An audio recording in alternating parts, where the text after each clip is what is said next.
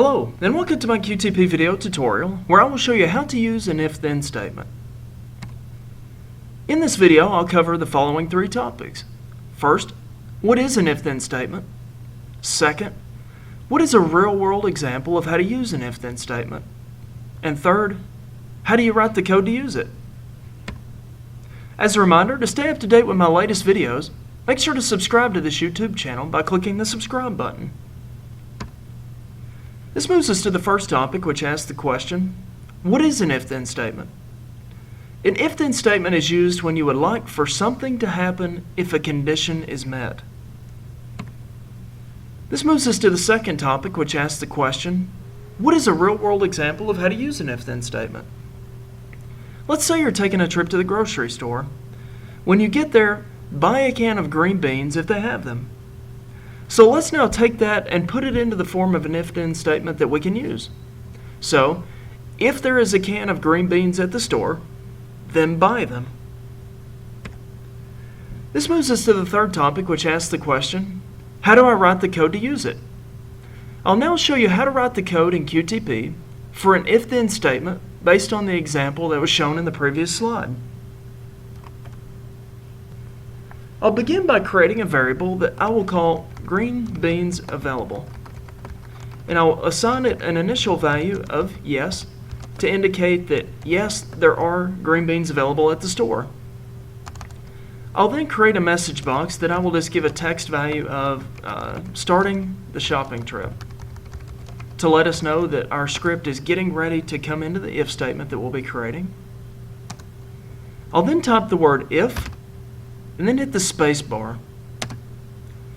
You'll notice that once I hit the space bar, QTP automatically pre-filled in some of the script for me.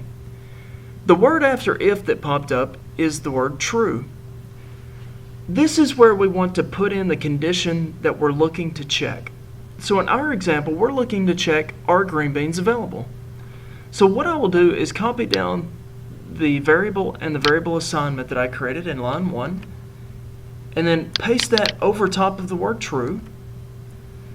So basically what we're going to be doing here is checking to say if green beans available equals yes, then, and then it will execute the code that is between the if-then line and the end if line. So in our example, I'll just create a message box and we'll just say found the green beans. And then move down to line 6, which states end if, and that will end the if-then statement. I'll then create another message box on line 7 just to say stopping the shopping trip to let us know that our script is getting ready to complete. So now the way that we have written the if-then statement now, we've said if green beans available equals yes, then execute the message box that would state found the green beans. So in our example right now, green beans available does equal yes. So if I run the test, we'll see a message box pop up that will say found the green beans. You see the first message box which states starting the shopping trip. The next that says found the green beans. So what that means is we did a conditional check to see if green beans available equals yes, then execute the code between the if-then and the end if lines, which it did, and then stopping the shopping trip. Now let's change the value from instead of yes for green beans available to no, that green beans are not available. So if we run our test now, what we'll find is that the message box for found the green beans will not appear. And the reason being is it's still doing the check to see if green beans available equals yes, then execute the message box here on line 5. But basically if that equals anything other than the word yes, it will skip over the code that is contained within that if-then statement and then move on down to the next line, which in our case was stopping the shopping trip. This now concludes our video where I've covered the following three topics. First, what is an if-then statement? Second, what is a real-world example of how to use an if-then statement?